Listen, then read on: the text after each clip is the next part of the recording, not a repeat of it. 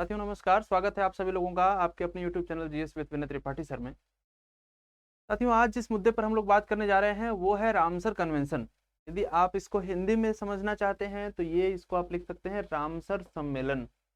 Ramsar सम्मेलन का मतलब हुआ एक ऐसा सम्मेलन जो ईरान के रामसर शहर में हुआ था। तो इसको आप समझ सकते हैं कि क्या है, ये रामसर सम्मेलन है। रामसर एक शहर का नाम है, बिल्कुल भी इसमें आपको कंफ्यूज नहीं होना है। सवाल कई आपके मन में बनेंगे, एक बार जरा 1 सेकंड के लिए वीडियो को रोक दीजिए और अपने आप से सवाल पूछिए कि रामसर कन्वेंशन को लेकर के आपके मन में क्या क्या प्रश्न उठ रहे हैं। क्या आप रामसर कन्वेंशन के बारे में कुछ भी नहीं जानते हैं? क्या आप रामसर कन्वेंशन का नाम पहली बार सुन रहे हैं, या आपने कई बार यदि पढ़ा है तो क्या क्या चीजें आपको रिकॉल कर रही हैं? जब ये बात आपको समझ में आ जाए तो उन सभी प्रश्नों का जवाब आपको इस वीडियो में मिलेगा जो आपके मन में आया, और जो चीजें परीक्षा के दृष्टिकोण से अत्यंत महत्वपूर्ण है रामसर सम्मेलन को लेकर के वो आपको मिलेंगी। यदि आप बात करें आईएएस की, यदि आप बात करें यूपी पीसीएस की, बिहार पीसीएस की, एमपी पीसीएस की या यूपी समीक्षा अधिकारी जैसे परीक्षाओं की, तो ये टॉपिक इनका कोर टॉपिक है। पर्यावरण के अंदर अत्यंत महत्वपूर्ण टॉपिक पूछा जाता है, ये हर साल परीक्षाओं में पूछा जाता है। तो बिना देर किए हुए आइए इसके बारे में बात करना शुरू करते हैं। देखिए, जब दुनिया को ये लगने लगा कि हमारी जैव विविधता को बचाने के लिए, हमें सतत विकास करने के लिए, संपोषणीय विकास करने के लिए झीलों को, नदियों को, तालाबों को बचाना आवश्यक है, तो लोगों ने विचार करके कहा कि एक सम्मेलन करो। अब आपके मन में कई प्रश्न और उठ गए होंगे कि सर संपोषणीय विकास क्या होता है, सतत विकास क्या होता है। तो साथियों, एक ऐसा विकास का स्वरूप जिसमें हमें हमारी आवश्यकताओं के लिए सारे संसाधन प्रयोग में आए, लेकिन हम उनका प्रयोग इस तरीके से करें कि हमारी आने वाली जनरेशन के लिए, हमारे आने वाले बच्चों के लिए उन संसाधनों का एक निश्चित मात्रा बचा रहे। यदि ऐसा हम ना करें कि आज हमने जल को इस तरीके से प्रयोग किया कि सारा जल हमने प्रदूषित कर दिया, आने वाली जनरेशन पीने वाली पानी के लिए तड़प तड़प करके मरे, तो ऐसा विकास नहीं चाहिए। और ऐसे विकास की आवश्यकता इस देश में या कि दुनिया के किसी भी देश में नहीं है। तो आवश्यकता क्या है? चाहे वो जल हो, चाहे वो प्रकृति हो, चाहे वो किसी भी रूप में कोई भी नेचुरल रिसोर्स हो, हमें उसको इस तरीके से प्रयोग करना है कि वो आने वाले जनरेशन के लिए भी बनी रहे। ऐसे विकास को हम लोग संपोषणीय विकास कहते हैं या सतत विकास कहते हैं, सस्टेनेबल डेवलपमेंट कहते हैं। तो सस्टेनेबल डेवलपमेंट करने के लिए हमें झीलों को, नदियों को, ऐसे चीजों को बचाना है, वाटर लॉविंग एरियाज को बचाना है। उसके लिए हमने एक सम्मेलन किया जिसका नाम है रामसर सम्मेलन या रामसर कन्वेंशन। कहाँ पर ये सम्मेलन हुआ, कब हुआ और इंडिया में कैसे ये लागू हुआ, ये सारी बातें आपके दिमाग में आ गई होंगी। शुरू करते हैं। देखिए, कहा जा रहा है आपसे कि Ramsar convention on wetlands is an inter governmental treaty. तो सबसे पहले तो आपके दिमाग में एग्जाम में सवाल पूछा जा सकता है, आपके मन में सब प्रश्न बनना चाहिए कि रामसर कन्वेंशन किस प्रकार की ट्रीटी है। तो आंसर होगा एक इंटर गवर्नमेंटल ट्रीटी है, यानी कि एक अंतः सरकारी समझौता है। अंतः सरकारी समझौता है। इसके बाद एडॉप्टेड इन 1971, ध्यान देंगे, इसको 1971 में अडॉप्ट किया गया। कहां पर अडॉप्ट किया गया? ईरानियन सिटी ऑफ रामसर, यानी कि रामसर जो शहर है वो ईरान का शहर है, तो ईरान के रामसर शहर में बैठ करके इसको अडॉप्ट किया गया।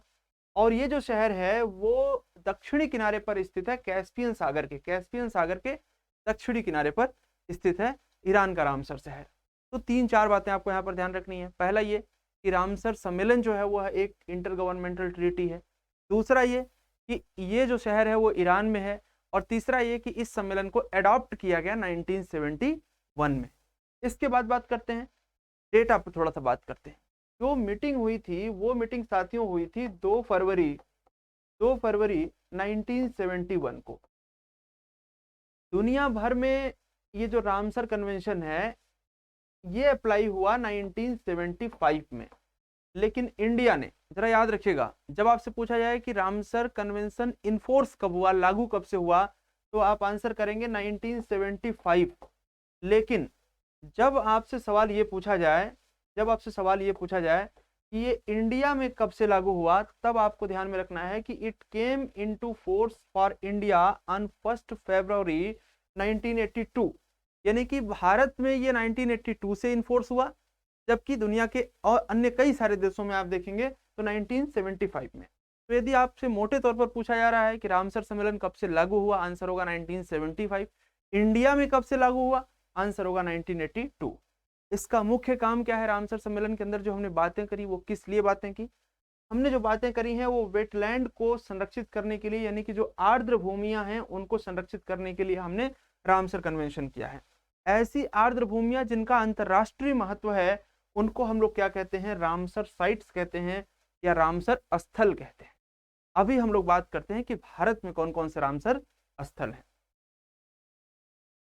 कहा जा रहा है कि जो रामसर कन्वेंशन का मिशन है वो क्या है? तो the conservation and wise use of all wetlands, wise use of all wetlands to local and national actions and international cooperation as a contribution towards achieving sustainable development through the world. ध्यान से समझेंगे, इसका जो प्रमुख उद्देश्य है इस mission का वो क्या है कि जो हमारी आर्द्र भूमियां हैं, जैसे कि तालाब हो सकता है, नदियां हो सकती हैं, जो एक छिछला हुआ जलस्थल हो सकता है, इनका हम लोग प्रयोग इस तरीके से करें, इस तरीके से हम प्रयोग करें लोकल सपोर्ट से, केंद्रीय पॉलिसी से, एक इंटरनेशनल कोऑपरेशन से, इस तरीके से इनका हम लोग प्रयोग करें कि ये हमारी आने वाली जनरेशन के लिए संसाधनों को बचा करके रखें। एक छोटा सा एग्जाम्पल देते हैं। आपके क्षेत्र में, आपके गांव में कोई एक बहुत बड़ा सा तालाब है, बहुत बड़ी सी झील है, और उस झील से पानी धीरे धीरे परकोलेट होकर के नीचे जाता है ग्राउंड वाटर में, और फिर वही ग्राउंड वाटर आप निकालते हो पीने के लिए पाइपलाइन से, तो इससे उस क्षेत्र के तमाम लोगों को पीने का पानी मिलता है।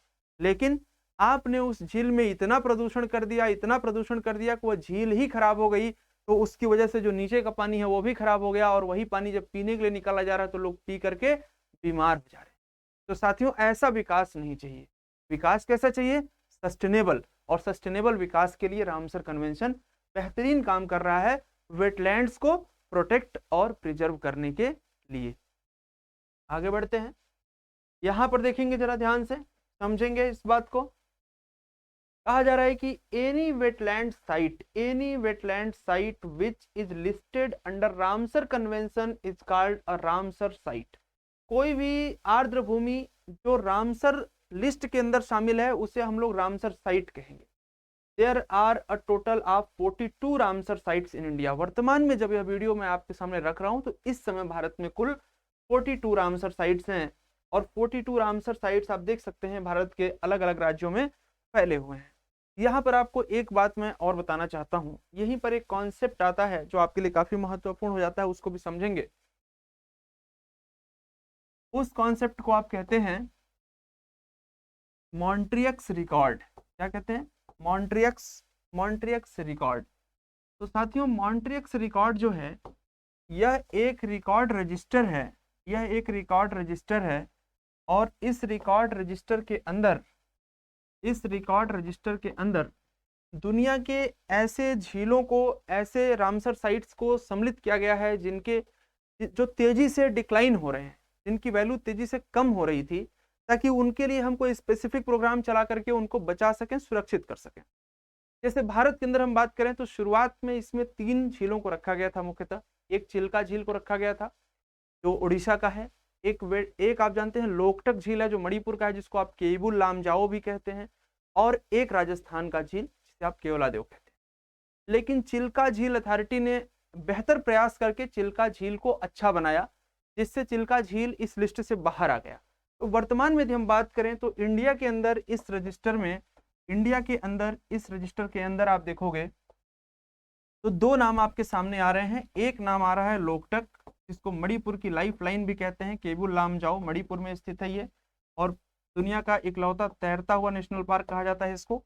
और इसके अलावा हमने आपसे कहा कि यहाँ पर केवलादेव राजस्थान। तो ये आपको 2 याद रखना है इंडिया के अंदर जो मॉन्ट्रियक्स रिकॉर्ड रजिस्टर में शामिल है। सवाल क्या पूछेगा कि मॉन्ट्रियक्स रिकॉर्ड रजिस्टर किससे संबंधित है? तो आप कहेंगे कि सर ये संबंधित है रामसर कन्वेंशन से, रामसर सम्मेलन से संबंधित है। ठीक है, आशा करता हूं ये वाला बात भी आपको समझ में आ गया।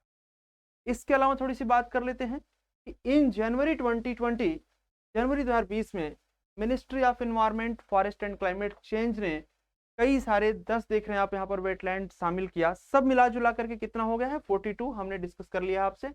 अब यदि हम लोग बात करें तो प्रत्येक वर्ष 2 फरवरी को वर्ल्ड वेटलैंड डे मनाते हैं, क्योंकि जो सम्मेलन हुआ था वह 2 फरवरी 1971 को पहली बार हुआ था। इस पर भी सवाल पूछा जाता है। 2021 का थीम आपके सामने रखा है वर्ल्ड वेटलैंड डे का, क्या है? वेटलैंड एंड वाटर, आर्द्र भूमि और जल, यानी कि हम आर्द्र भूमियों का महत्व जल के रूप में कैसे देख रहे हैं, इस पर फोकस हम 2021 में कर रहे हैं वेटलैंड के माध्यम से। ये बात आपको समझ में आ गई होगी कि हम लोग अंतरराष्ट्रीय आर्द्र भूमि दिवस जो मनाते हैं वो प्रत्येक वर्ष 2 फरवरी को मनाते हैं। अब आप यदि उत्तर प्रदेश से स्पेसिफिक एग्जाम दे रहे हैं तो आपको 2 बातें ध्यान में रखनी है। सबसे पहले तो ये कि उत्तर प्रदेश एक ऐसा राज्य है जहां पर सर्वाधिक रामसर स्थल है, 8 रामसर साइट्स हैं यूपी के अंदर। 8 कौन कौन से हैं आप देख सकते हैं। सबसे पहले आपको समसपुर दिखाई दे रहा है, समसपुर बर्ड सेंचुरी, ये रायबरेली उत्तर प्रदेश में है। इसके बाद से दूसरा आपको समान बर्ड सेंचुरी नजर आ रहा है मणिपुर में, माफ करिएगा मैनपुर में, मैनपुरी जो है आपका इधर यूपी के अंदर। और तीसरा आपको नजर आ रहा है सांडी बर्ड सेंचुरी, ये हरदोई में। और इसके बाद से आपको सरसई नजर आ रहा है, सरसई नवार कहते हैं इसको, ये आपको इटावा में नजर आ रहा है। और इसके बाद आप देख सकते हैं नवाबगंज पक्षी विहार आपको नजर आ रहा है उन्नाव में। और फिर आप देख सकते हैं कि पार्वती अर्गा बर्ड सेंचुरी आपको गोंडा में नजर आ रहा है। और फिर आपको सूर सरोवर, या इसको आप लोग कीठम झील भी कहते हैं, आगरा में नजर आ रहा है। और फिर अपर गंगा कैनाल जो उत्तर प्रदेश के कई जिलों में है, उधर आप देख सकते हैं। जब हरिद्वार से आप आगे बढ़ते हैं तो अपर गंगा कैनाल यूपी में शुरू हो जाता है। ठीक है, तो ये हो गया उत्तर प्रदेश के सारे रामसर साइट्स जो 8 है टोटल संख्या में। अब यदि एक बार में हम लोग बात करें तो आपको मोटे मोटे तौर पर प्रारंभिक परीक्षा के लिए क्या क्या याद रखना है। 2 फरवरी 1971 को ईरान के रामसर शहर में एक सम्मेलन होता है जिसे आप रामसर सम्मेलन कहते हैं। यह सम्मेलन आर्द्र भूमियों को संरक्षित करने के लिए होता है। यह सम्मेलन दुनिया में 1975 में इनफोर्स होता है, इंडिया में 1982 में इनफोर्स होता है। वर्तमान में इंडिया में मॉन्ट्रिक्स रिकॉर्ड के अंदर केवल 2 झीलें हैं, जबकि रामसर साइट के रूप में यहाँ पर 42 टोटल साइट्स हैं। और उत्तर प्रदेश एकमात्र ऐसा राज्य है जहाँ पर सर्वाधिक रामसर साइट्स हैं और उनकी संख्या 8 है, और 8 आपकी स्क्रीन पर दी हुई है। ये बिल्कुल करेंट अपडेटेड लेक्चर था आप लोगों के लिए। साथियों, लेक्चर कैसा लगा आप कमेंट जरूर करें। आपके कमेंट्स हमें और प्रेरित करते हैं कि हम आपको आपके लिए अधिक से अधिक बढ़िया वीडियो बनाएं। यदि आपको लगता है कि किसी और टॉपिक पर आप वीडियो देखना चाहते हैं, पढ़ना चाहते हैं, तो उस टॉपिक का नाम आप लिखिए कमेंट बॉक्स के अंदर, जरूर वो आगे की क्लासेस में मेंशन कर लिया जाएगा। और यदि आपने अभी तक चैनल को सब्सक्राइब नहीं किया है तो सब्सक्राइब कर लें, आपको अच्छा बेनिफिट मिलेगा इस चैनल का। बहुत बहुत धन्यवाद। जय हिंद, जय भारत।